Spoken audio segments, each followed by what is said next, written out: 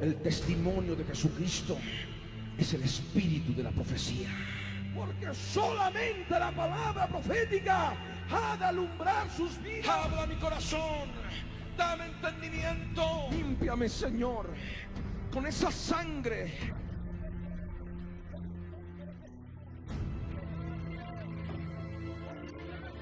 Me he visto con toda tu armadura.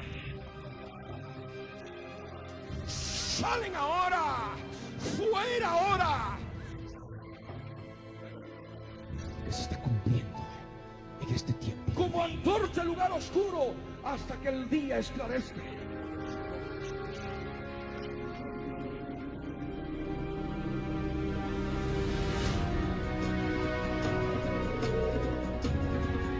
Hay una cadena de plata que une el alma con el cuerpo. En el momento que viene la muerte, la cadena de plata es rota por ella y el alma sale del cuerpo. Pero también la palabra nos dice en el verso 6 que debes acordarte de tu Creador antes que se rompa el cuenco de oro. En el momento que viene el espíritu de muerte, rompe el cuenco de oro. El cuenco de oro es aquel que está aprisionando dentro del cuerpo al espíritu del hombre. El espíritu del hombre sale juntamente con el alma del hombre cuando el espíritu de muerte entra, toca el cuerpo, rompe el cordón de plata y rompe el cuenco de oro. ¿Y por qué es el cuenco de oro? Porque es el lugar santísimo. El lugar santísimo, recordemos, en el templo del Antiguo Testamento estaba revestido de oro en techo, paredes y piso.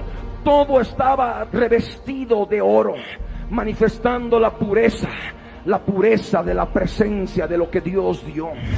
Por eso sabemos por la palabra que el Espíritu vuelve a Dios que lo dio. Amén. Esa es la escritura respecto de la muerte, y tú debes conocerla, por cuanto esta es palabra que te abre el entendimiento de lo que ocurre cuando ese demonio terrible que es la muerte penetra en el ser humano. El cuenco de oro se rompe y el cántaro se quiebra junto a la fuente. El cántaro es hecho del polvo y el cuerpo es hecho del polvo. El cuerpo es el cántaro que se quiebra, se raja, se rompe junto a la fuente de la vida terrestre, de la vida de carne y sangre. El espíritu de muerte es aquel que se encarga de romper ese cántaro. Y de esa manera la rueda de la creación terrestre, que se echa del polvo de la tierra, se rompe junto al pozo del Seol, se rompe junto a la fosa que conduce al mismo Seol. Camino de terrores, camino de espanto, camino de perversidad, camino de fuerzas animales horribles que se ven mientras la persona va descendiendo para abajo y siendo llevada por ángeles caídos a su sepulcro, donde ha de tener por cama gusanos y gusanos le cubrirán. Nos enseña la palabra. Por eso nos dice Eclesiastés 12 verso 6: la rueda sea rota sobre el pozo. La rueda de la creación terrestre es rota por la visita de la muerte, y aquel que no tiene a Cristo le está esperando el pozo del Seol para descender allá abajo, para ese lugar de tormento.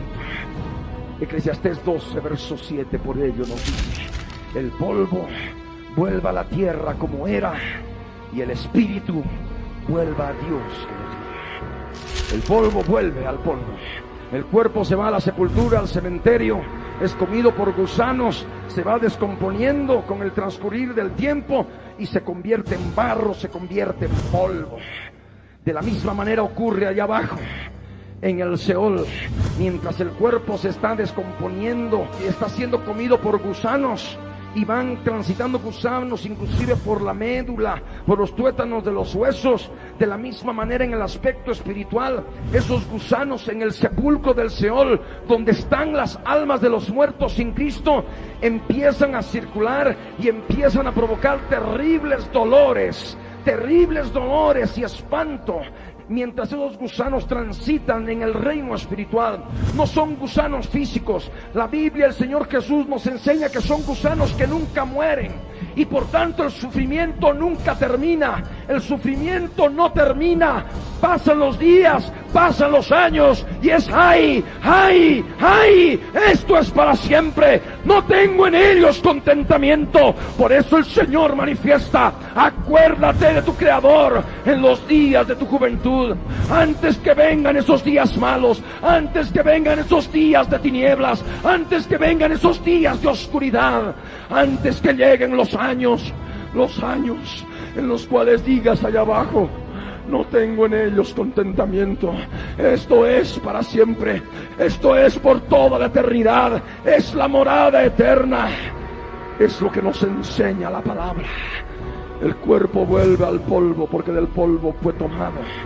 Y el espíritu que le pertenece a Dios vuelve a Dios, porque en el espíritu del hombre está toda la vida del hombre, todo lo que ha hecho, y se constituyen en las notas de cargo, en el juicio final, en que cada uno en su propio espíritu ha de ver, como en película, como en televisión, todas sus obras, sus hechos, que no han sido lavados con la sangre del Cordero.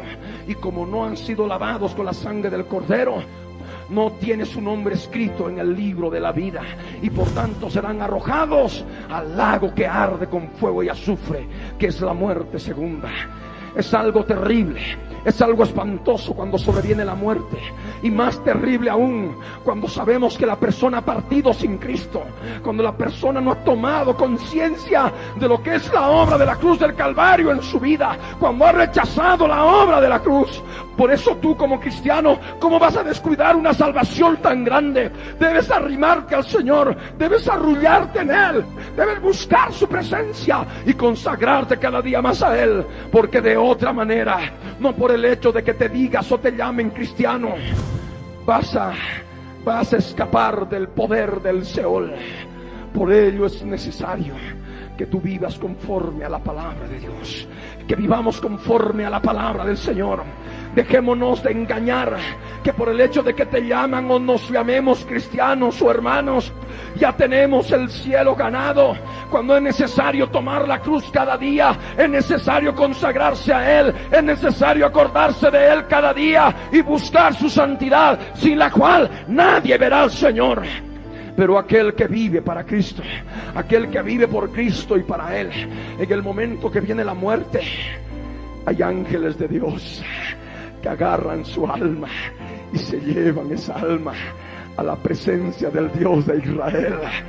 Allí no hay fuego, allí no hay llama, allí aunque haya sed, tenemos fuentes de aguas de vida eterna.